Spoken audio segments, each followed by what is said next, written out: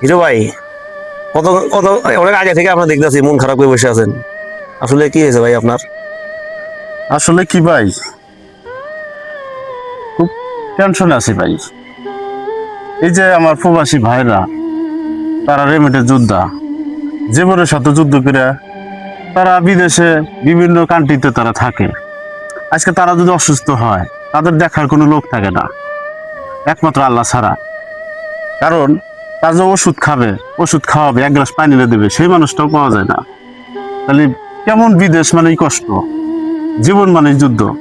আমি একটা জিনিসই খালি ভাবি, এই যে রৌমারি রোস্টার সুমন, আমি দেখেছি 3 দিন যাবৎ আমি এই ভিডিওটা দেখতেছি।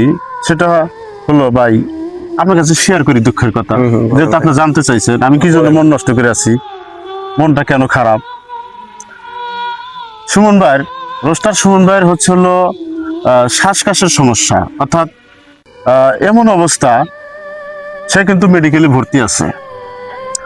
আর ওনার মানে চিকিৎসা দেশে থাকলে হয়তো বা মা বোন বাপ মাও যায় সাথে থেকে একটু যত্ন করে চিকিৎসা করতো, হয়তো বা উনি প্রবাসে আছে, ওনাকে কিন্তু একমাত্র আল্লাহ তাআলাই দেখে। হয়তো বা মনে করেন যে উনি কিন্তু অসুস্থ।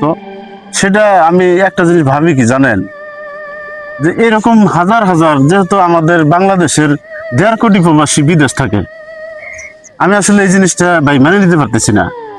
তারা জীবন যাপন কিভাবে কাটায়, কত কষ্ট করে।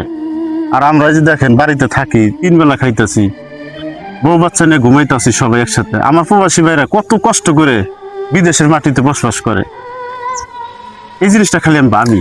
তবে ভাই আপনার চিন্তা ভাবনা অনেক ভালো। সবাই যদি প্রবাসীদের নিয়ে ভাবতো, তো আসলে আমাদের একজন অসুস্থ, তার পাশে দাঁড়ানোর কোনো লোক নাই। অনেক প্রবাসী ভাই আছে এবং তার আশেপাশে আছে, এরা কিন্তু তাকে সহযোগিতা করতে পারে ভাই।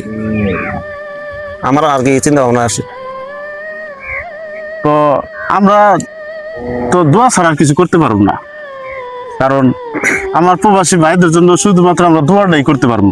আল্লাহ তাআলা যেন প্রত্যেকটা প্রবাসী ভাই বোনদেরকে যেন সুস্থ রাখে আল্লাহ তাআলা, কারণ কোনো বালা মুসিবত যেন না দেয়।